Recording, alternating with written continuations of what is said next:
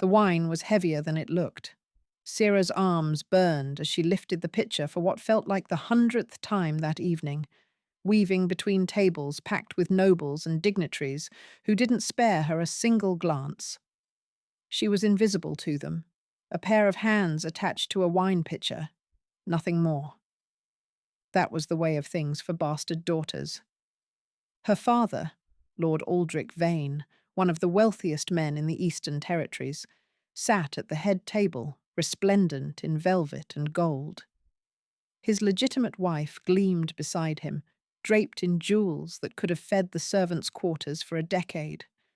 And their son, Sarah's half-brother Marcus, lounged in his chair with the lazy arrogance of someone who had never worked a day in his life. None of them looked at her. They never did. 20 years ago, Lord Vane had bedded a chambermaid and produced a daughter he refused to acknowledge.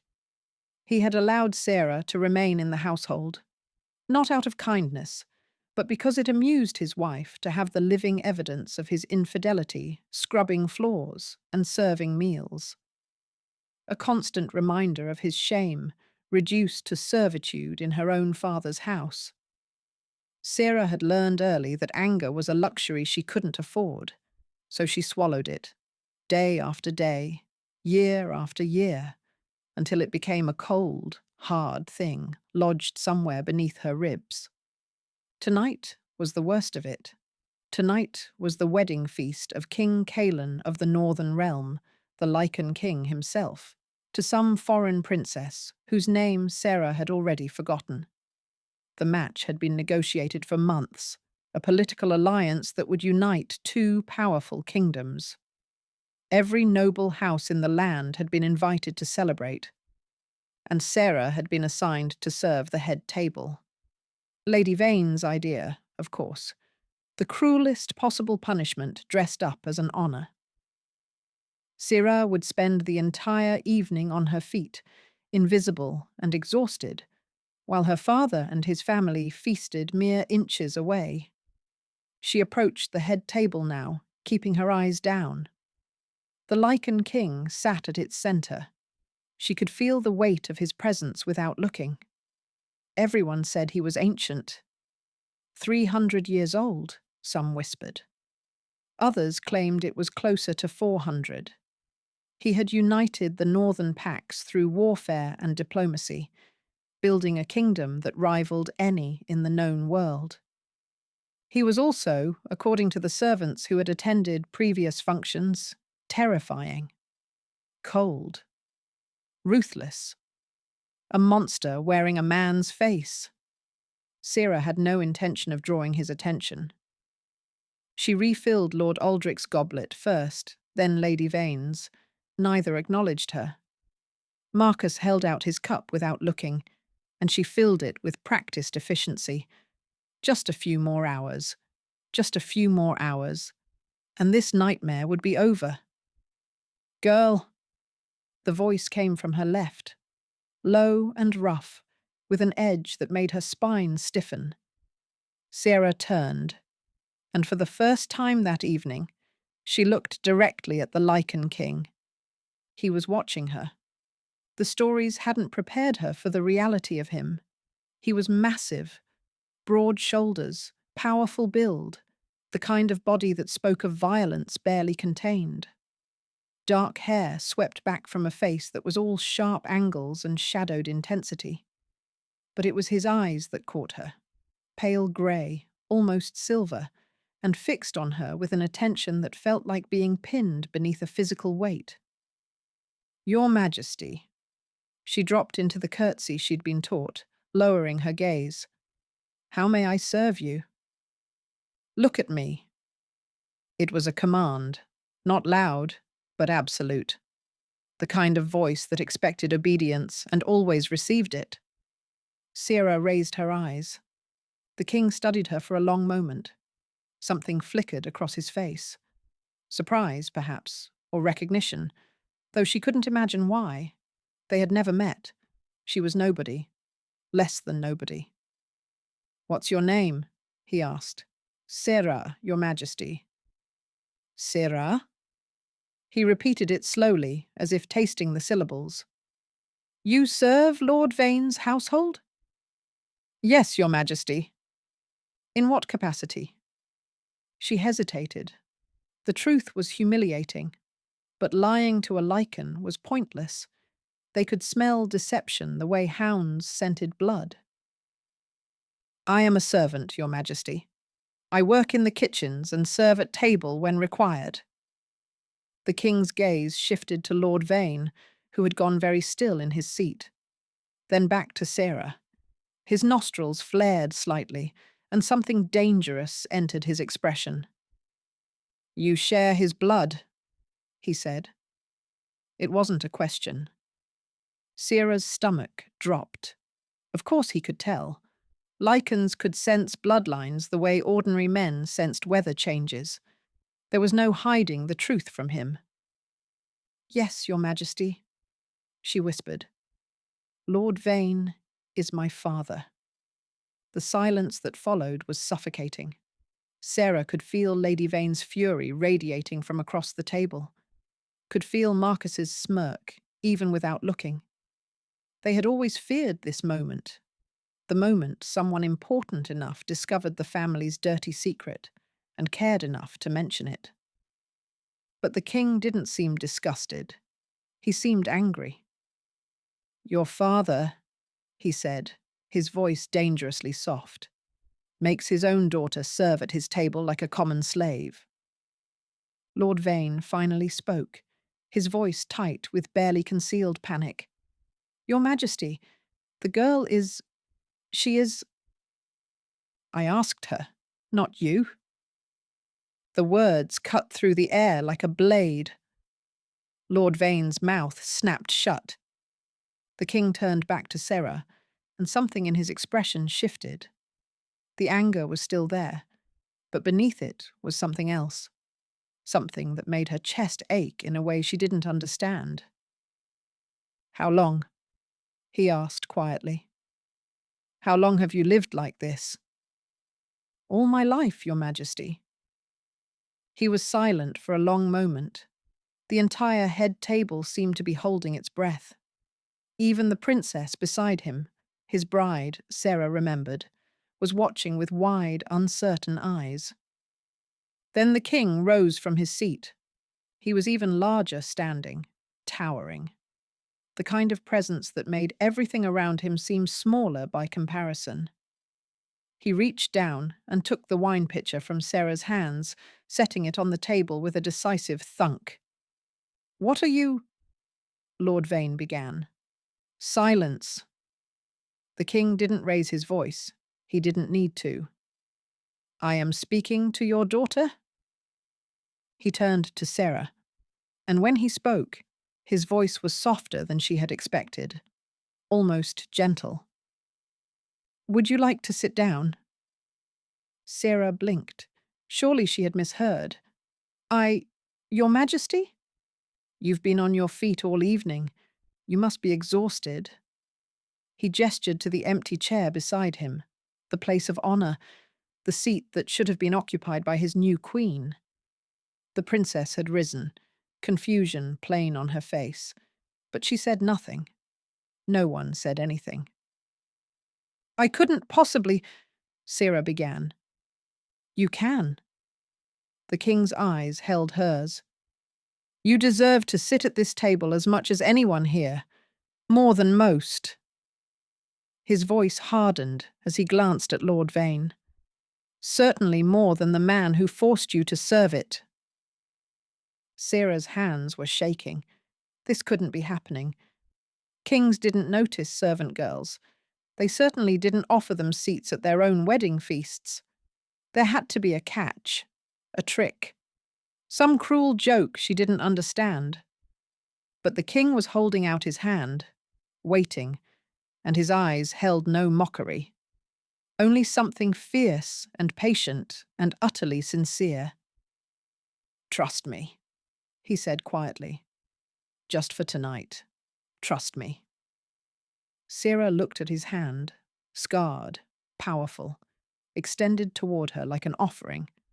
Then she looked at her father's ashen face. at Lady Vane's barely contained horror, at Marcus's slack-jawed disbelief. And something inside her, something that had been cold and hard and buried for 20 years, cracked open. She placed her hand in the Lycan King's palm. His fingers closed around hers, warm and certain, and he led her to the chair beside him as the entire hall watched in stunned silence. "She sits beside me," he announced, his voice carrying to every corner of the room. "Anyone who objects can take it up with me personally." No one objected. No one dared. The food tasted like nothing Sarah had ever experienced. She sat rigid in her chair, painfully aware of the silk-clad nobles staring at her from every direction. Her servant's dress, plain grey wool, patched at the elbows, looked obscene against the fine linen tablecloth. Her hands, rough and reddened from years of scrubbing, seemed grotesque, wrapped around the delicate silver fork. But the king had placed a plate in front of her, had filled her goblet with wine himself, had looked at her with those pale grey eyes and said, "Eat." So she ate. The princess, Sarah still couldn't remember her name, had been moved to the far end of the table. She sat in stiff silence, her face a mask of aristocratic disdain, while her attendants whispered furiously among themselves. A wedding feast, ruined. A political alliance thrown into chaos. All because the Lycan king had decided to seat a servant girl at his right hand. Sarah didn't understand any of it. "You're not eating," the king observed. He hadn't touched his own food, she realized. He had been watching her instead. "I am, Your Majesty." "You're moving food around your plate. That's not the same thing." He leaned closer, lowering his voice so only she could hear. "Are you afraid?" The honest answer was yes. She was terrified. This was so far beyond anything she had ever experienced that her mind couldn't process it properly. At any moment, she expected to wake up on her pallet in the servants' quarters, her back aching from the hard floor, this entire impossible evening revealed as a fever dream. "I don't understand what's happening," she said instead. "I'm not sure I do either." Something flickered in his expression. Surprise, perhaps, at his own admission. "I came here tonight to finalize a political marriage, to do my duty to my kingdom. And then I saw you." "I'm no one." "You're not no one." His voice hardened. "You're the daughter of a lord who lacks the honor to acknowledge you. You're a woman who has survived 20 years of cruelty without becoming cruel yourself. I can see it in your eyes. You're not bitter. You're not broken. Despite everything they've done to you, you're still standing." Sarah's throat tightened. No one had ever seen her that way. No one had ever looked past the servant's dress and the calloused hands to see anything worth noticing. "How do you know I'm not bitter?" she asked quietly. "Because you didn't spit in Lord Vane's wine when you had the chance." The corner of his mouth twitched. "I would have." A laugh escaped her before she could stop it, startled, genuine, utterly inappropriate given the circumstances. She clapped a hand over her mouth, horrified, but the king's expression softened. "There," he said. "That's what I wanted to see." "Your Majesty." "Kaelin," he cut her off gently. "When we're speaking privately, call me Kaelin." "We're not speaking privately. We're at your wedding feast. And yet I find I have very little interest in my wedding." His gaze drifted to the princess at the end of the table, then back to Sarah. "She's the daughter of King Aldrich of the Southern Isles. Beautiful, accomplished, perfectly suited to be a political bride." "Then why—" "Because she's not my mate." The words hung in the air between them. Sarah felt her heart stutter, then race. I don't understand, she whispered. Neither did I, not until tonight. He set down his goblet and turned to face her fully. I've lived for 342 years. I've met thousands of women, princesses, nobles, warriors, scholars. Not one of them has ever made my wolf stir. Not one of them has ever smelled like home. Sarah couldn't breathe. And I do? You do? His voice was rough, almost reverent. From the moment you approached the table, something in me recognized you. My wolf has been clawing at my chest ever since, demanding that I claim you, that I protect you, that I make you mine. But your wedding is a political arrangement that I entered into because I believed I would never find my true mate. His jaw tightened. I was wrong. Sarah's mind reeled. This couldn't be real. Fated mates were the stuff of legends, stories that servants whispered to each other in the dark, tales of Lycans who found their perfect match and bonded for eternity. Those things didn't happen to girls like her. Nothing good ever happened to girls like her. You don't know me, she said. You don't know anything about me except that my father is cruel and I've spent my life as a servant. That's not enough to throw away a political alliance. It's enough for me. It shouldn't be. And yet it is. He reached out and took her hand, his fingers warm and steady around hers. I'm not asking you to decide anything tonight. I'm not asking you to commit to something you don't understand. I'm only asking you to let me explain, to give me a chance to prove that I'm not mad, and that this, whatever this is real. Sarah looked down at their joined hands. His was so much larger than hers, scarred and powerful. Hers was small and rough and trembling slightly. The princess, she said. What happens to her? She returns home with her dowry intact and her honor unsullied. The alliance can be renegotiated through other means, trade agreements, military pacts. She doesn't need to marry a man who will never love her. And if I refuse? If I tell you this is madness and walk away? Pain flickered across his features, there and gone in an instant. Then I let you go. I set you up somewhere far from your father's reach, with enough gold to live comfortably for the rest of your life. And I spend the next several centuries trying to forget the way you smell like wildflowers and morning light. Sarah stared at him. You would do that? Even knowing what I am to you? I would rather lose you willingly than keep you against your will. His thumb traced a gentle circle on the back of her hand. I've seen what happens when powerful men take what they want without consent. I won't be that man. Not even for my mate. The hall buzzed with whispered speculation around them. Lord Vane's face had gone from pale to crimson to a sickly grey-green. Lady Vane looked like she might faint.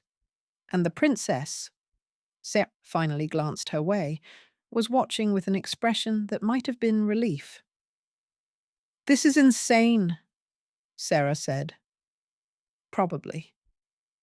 You're the Lycan king. You can't just abandon your wedding for a servant girl. Watch me. She should say no. She should pull her hand away, curtsy politely, and disappear back into the kitchens where she belonged. That was the safe choice. The sensible choice. The choice that every survival instinct she had developed over 20 years was screaming at her to make. But the king, Kaelan, was looking at her like she was something precious, something worth risking everything for. And no one had ever looked at her that way before. One night, she heard herself say. I'll give you one night to explain, to prove that this isn't some cruel joke or temporary madness, and then I'll decide. His smile was like sunrise after a long winter. That's all I ask. He raised her hand to his lips and pressed a kiss to her knuckles, and Sarah felt the touch burn through her like fire. Behind them, Lord Vane made a strangled sound of outrage. Neither of them turned to look. The guest chambers Kaelin led her to were larger than the entire servants' wing. Sarah stood in the center of the room, turning slowly to take it all in. Tapestries depicting forest hunts and moonlit wolves, a hearth crackling with warmth, furniture carved from dark wood, polished until it gleamed, and a bed, massive, canopied, piled with furs and silks that looked softer than clouds. "These are your rooms?" she asked. "For tonight. I keep a permanent residence in the north."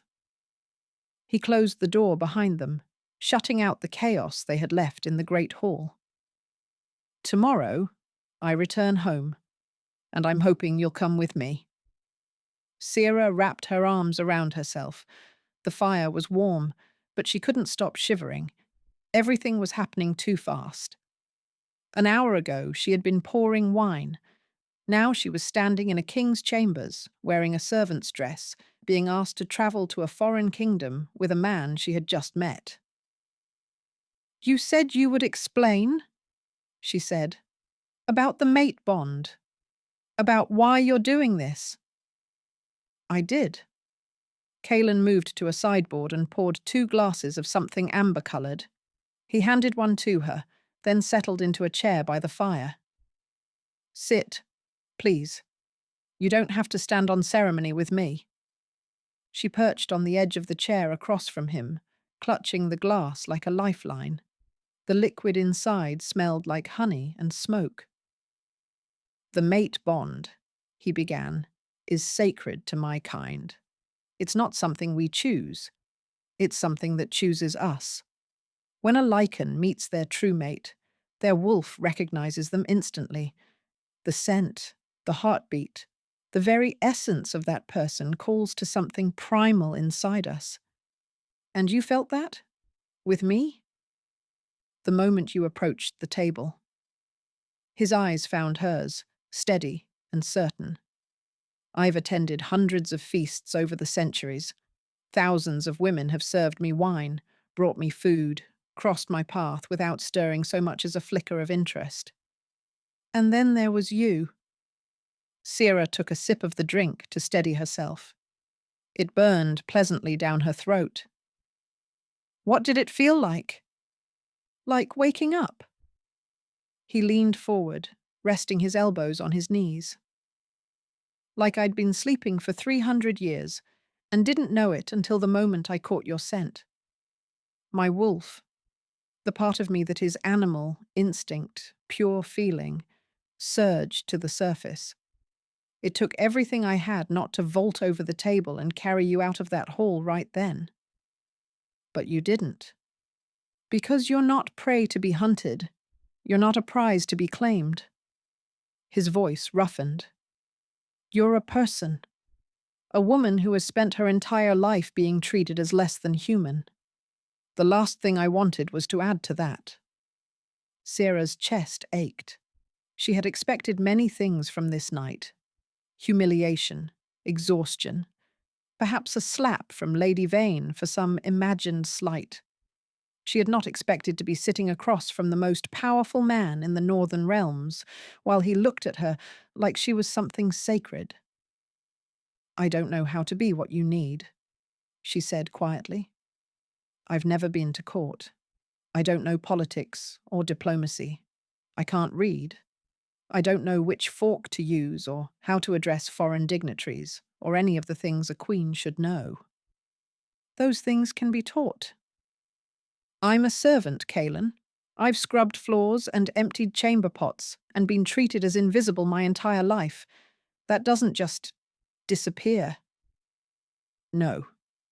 He rose from his chair and crossed to kneel before her, bringing his face level with hers. "It doesn't disappear. It becomes part of who you are. And who you are, Sarah, is someone who has survived unspeakable cruelty with her spirit intact. That's worth more than any political education. She felt the tears building and forced them back. She had learned long ago that crying solved nothing, that tears were just another weakness to be exploited. Why are you being so kind to me? Because you deserve kindness. He reached up and brushed a strand of hair from her face. His touch was impossibly gentle for hands that had killed. Because you've been starved of it for 20 years, and I intend to spend the rest of my very long life making up for that. A tear escaped despite her efforts. Then another. She hadn't cried since she was a child, since she learned that her father would never acknowledge her and her stepmother would never stop hating her. She had buried that grief so deep she thought it was gone forever. But Kaelin's kindness was cracking her open, reaching into the places she had sealed away and dragging everything to the surface. "I'm sorry," she whispered, swiping at her cheeks. I don't usually. Don't apologize." He caught her hands, stilling their frantic motion. "You don't ever have to apologize for having feelings. Not with me." "I don't know what I'm feeling." The admission came out raw, desperate. "I don't know how to process any of this. You're telling me I'm your mate, your fated match, but I'm just a girl who sleeps on a straw pallet and steals bread from the kitchen because they don't feed us enough. I'm nobody." "You're not nobody." His grip tightened on her hands. "You're Sarah. You're strong and resilient and kind, even after everything the world has done to punish you for existing. You're the woman my wolf has been searching for across 3 centuries of emptiness. And you are not. You will never be. Nobody." She broke then. The tears came faster than she could stop them. Years of pain and loneliness and quiet desperation pouring out in a flood she couldn't control. She expected Kaelin to pull away, to be disgusted by her weakness. Instead, he gathered her into his arms. He held her against his chest, one hand cradling the back of her head, and let her cry. He didn't shush her or tell her to calm down or demand that she pull herself together.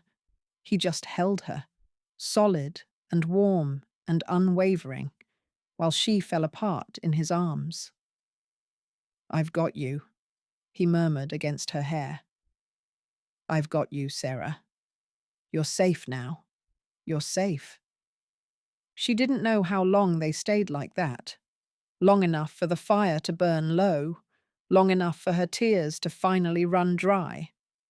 When she finally pulled back, exhausted and wrung out, his shirt was soaked through. "I ruined your clothes," she said weakly. "I don't care about my clothes."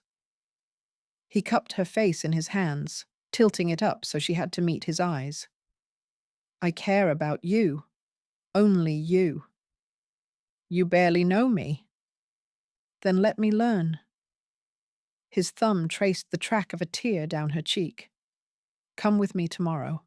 Come to my kingdom, meet my people, see the life I'm offering you. And if after all of that you still want to leave, I'll let you go. No chains, no obligations. Just the freedom to choose your own path." Sarah searched his face for deception, for the hidden cruelty she had learned to expect from anyone who showed her kindness. But there was nothing there except sincerity, except hope. "And if I stay, then you'll never be cold again, never be hungry, never be treated as less than your worth."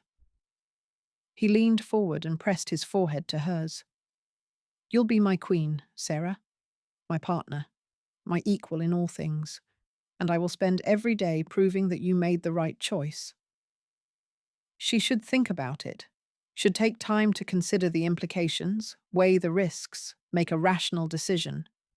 But she had spent 20 years being rational, 20 years surviving instead of living, 20 years waiting for something, anything to change. Maybe it was time to stop waiting. Yes, she whispered. I'll come with you. Kalen's smile was like the sun breaking through storm clouds. He kissed her forehead, soft and reverent, and pulled her close again. Thank you, he said. You won't regret this. I swear it. Outside, the feast continued without them. Lord Vane's political hopes crumbled to dust, and somewhere in the northern mountains, a kingdom waited to meet its new queen. But in that moment, none of it mattered. In that moment, there was only Sarah and Kalen and the fire and the impossible, terrifying, wonderful feeling of being seen. They left at dawn. Sarah stood in the courtyard, wrapped in a travelling cloak of midnight blue that Kalen had procured from somewhere, watching the Lycan king's retinue prepare for departure. Horses stamped and snorted in the cold morning air.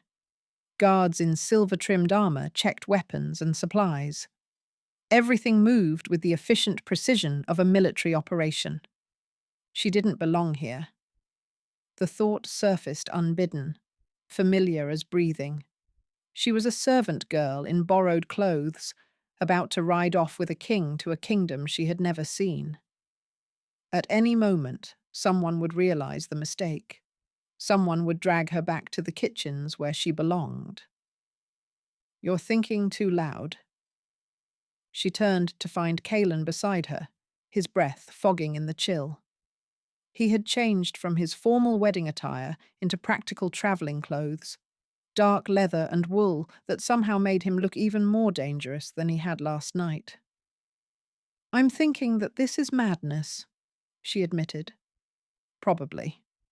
He smiled, and something in her chest loosened. But it's a good kind of madness, the kind that changes everything. Before she could respond, a commotion near the castle doors drew their attention. Lord Vane strode across the courtyard, Lady Vane and Marcus trailing behind him. His face was mottled with fury, his fists clenched at his sides. He looked like a man who had spent the entire night watching his plans disintegrate and had finally worked up the courage to do something about it. Your Majesty. He stopped a few feet away, close enough to speak without shouting, but far enough to maintain a pretense of respect. Surely you cannot mean to take this creature with you. Sarah flinched at the word. Creature, not daughter, not even girl, just creature, like she was something less than human. Kalen went very still. I would choose your next words carefully, Lord Vane. His voice was soft, deadly. Very carefully indeed. She is my property. Lord Vane's chin jutted forward with desperate bravado. She belongs to my household. You cannot simply take her without my permission. Your property.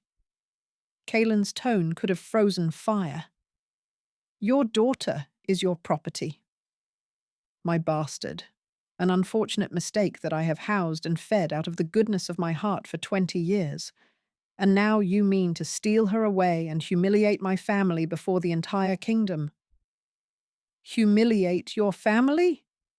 Kalen stepped forward, and Lord Vane stumbled back despite himself. You forced your own blood to serve at your table like a slave. You let your wife treat her as less than human. You denied her education, denied her comfort, denied her the basic dignity every person deserves. And you speak to me of humiliation? She is nothing. Lord Vane's voice rose, cracking with desperation. A base-born nobody with delusions above her station. Whatever she told you, whatever lies she spun to catch your attention. She told me nothing. Kalen's voice cut through the air like a blade. She didn't have to. I could smell her blood the moment she approached. Your blood, Lord Vane. I could see the calluses on her hands from years of labour. I could sense the fear she carries like a second skin. The fear that comes from being beaten down every day of her life by people who should have protected her. Sierra's hands trembled inside her cloak. No one had ever defended her like this. No one had ever seen what she endured and cared enough to speak against it. "She is my mate," Kalen continued, his voice ringing across the courtyard. "Chosen by fate, recognized by my wolf, mine by every law of my people. And you—" He stepped closer, towering over Lord Vane. "You will never touch her again. You will never speak to her again. You will never so much as breathe in her direction for the rest of your miserable life. Do you understand me?" Lord Vane's face had gone grey. "Your Majesty, please." "Do you understand me?" "Yes." The word came out strangled, defeated. "Yes, Your Majesty." "Good." Kalen turned his back on Lord Vane with deliberate contempt. "Now get out of my sight before I decide that 20 years of abuse deserves a more permanent response." Lord Vane fled. There was no other word for it. He gathered his wife and son and practically ran back into the castle, leaving Sarah standing in the courtyard with the Lycan king and the echoes of everything that had just happened. "I'm sorry," Kalen said quietly, turning back to her. "I should have asked if you wanted to confront him. I shouldn't have spoken for you." Sarah shook her head. Her throat was too tight for words. "Sarah?" He moved closer, concern creasing his brow. "Are you all right?" She wasn't all right. She was shaking, trembling from head to toe, tears streaming down her face for the second time in 12 hours. But these weren't tears of grief. These were tears of relief. "No one has ever—" She had to stop, swallow, try again. "No one has ever stood up for me before. Not once. Not ever." "Then everyone you've ever known has been a fool." He cupped her face in his hands, wiping away her tears with his thumbs. "You are worth defending, Sarah. You are worth fighting for. And I will spend the rest of my life making sure you never doubt that again." She surged forward and kissed him. It wasn't planned. It wasn't graceful. It was desperate and messy and fueled by 20 years of loneliness finally cracking apart under the weight of being loved. She kissed him like he was air and she was drowning, like he was warmth and she had been cold her entire life. Kalen made a sound low in his throat. Surprise, then hunger, and his arms came around her, pulling her close. He kissed her back with a ferocity that stole her breath. One hand tangled in her hair, the other pressed flat against the small of her back. She could feel the barely leashed power in him, the wolf straining against his control, and it didn't frighten her. Nothing about him frightened her anymore. When they finally broke apart, both breathing hard, his eyes were blazing silver, more wolf than man. "Mine," he growled. "You're mine, Sarah." "Yours," she whispered back. "I'm yours." A cheer went up from the assembled guards. Sarah startled, suddenly remembering they had an audience. But Kalen just laughed and pressed his forehead to hers. "Let them watch," he said. "Let the whole world watch. I want everyone to know that you belong to me, and I belong to you." She laughed, actually laughed, bright and surprised and utterly foreign to her own ears. "You're impossible." "Probably." He kissed her again, softer this time. "But you're stuck with me now." He helped her mount a silver-grey mare, gentle and sure-footed. Then he swung onto his own horse, a massive black stallion that looked as dangerous as its rider, and raised his hand. "We ride for home," he called to his retinue. "And we ride with our future queen." Another cheer, and then they were moving, pouring out of the castle gates and onto the road that led north, toward the mountains, toward a kingdom Sarah had never seen, toward a future she had never dared to imagine. She looked back once, at the castle that had been her prison for 20 years. Lord Vane stood at an upper window watching them go. Even from this distance, she could see the impotent fury on his face. She smiled and turned away. She never looked back again. The wedding was held on the first full moon of summer. Sarah stood before a mirror in the Queen's chambers, her chambers now, and barely recognized the woman looking back at her. 3 months in the Northern Kingdom had changed her.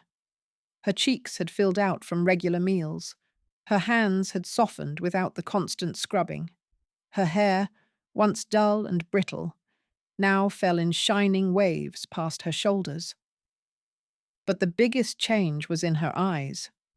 They no longer held that wary, hunted look she had carried for 20 years. They looked like the eyes of a woman who had finally found her place in the world. "You're beautiful." She turned to find Calin in the doorway, resplendent in formal black and silver. His eyes swept over her gown, white silk embroidered with silver wolves, a crown of moonflowers in her hair, and something fierce and tender blazed in their depths. "You're not supposed to see me before the ceremony," she said, but she was smiling. "I've never been good at following rules." He crossed the room and took her hands in his. "Especially not when it comes to you."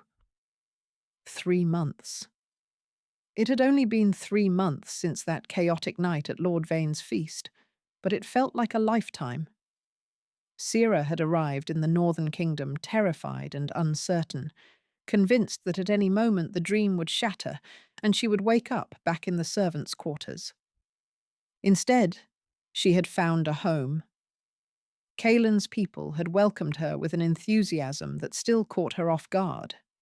The common folk loved that their king had chosen one of their own, a working woman, someone who understood hardship and labour. The nobles had been more sceptical at first, but Sarah had won them over one by one through quiet competence and genuine kindness. She had learned to read in those 3 months, had devoured books on history and politics and diplomacy, hungry for knowledge after a lifetime of being denied it. Calin had hired the best tutors in the kingdom, but more often than not, he taught her himself, sitting beside her in the library late into the night, patient and encouraging, celebrating every small victory. She had learned other things, too. The sound of his laugh when she said something that surprised him. The way his eyes softened when he looked at her across a crowded room. The fierce protectiveness that rose in him whenever anyone spoke a word against her, which happened less and less as the weeks went by.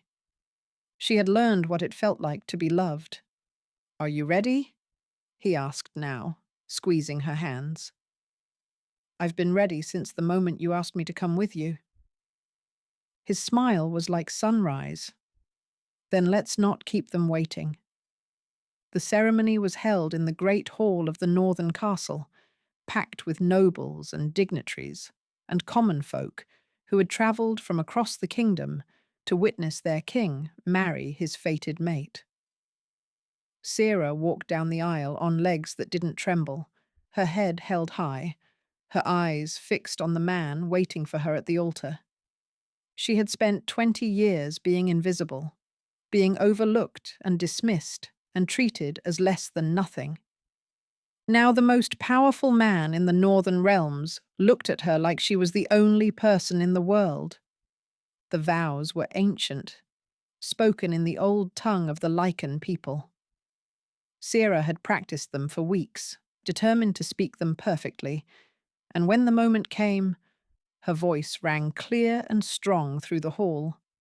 "I choose you," she said in the common tongue when the formal words were done. "I choose you, Calin. Not because fate demanded it, not because I had no other options, but because you showed me what it means to be truly seen, truly valued, truly loved. Something glistened in his eyes.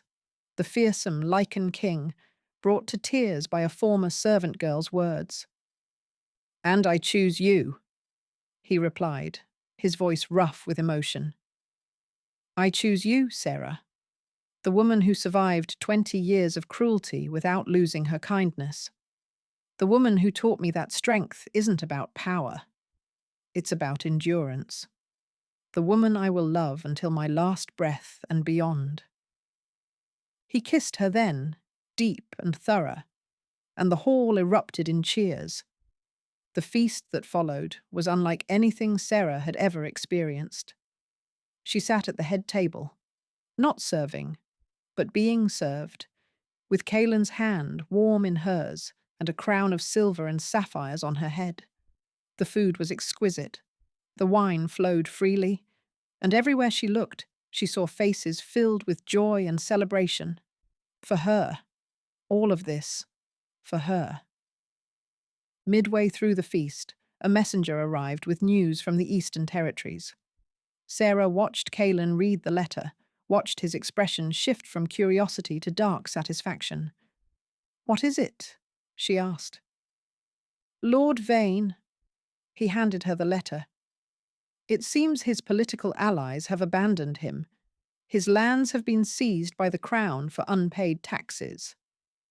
He's been reduced to living in a minor holding on the edge of his former territory." Sarah read the words, waiting to feel something.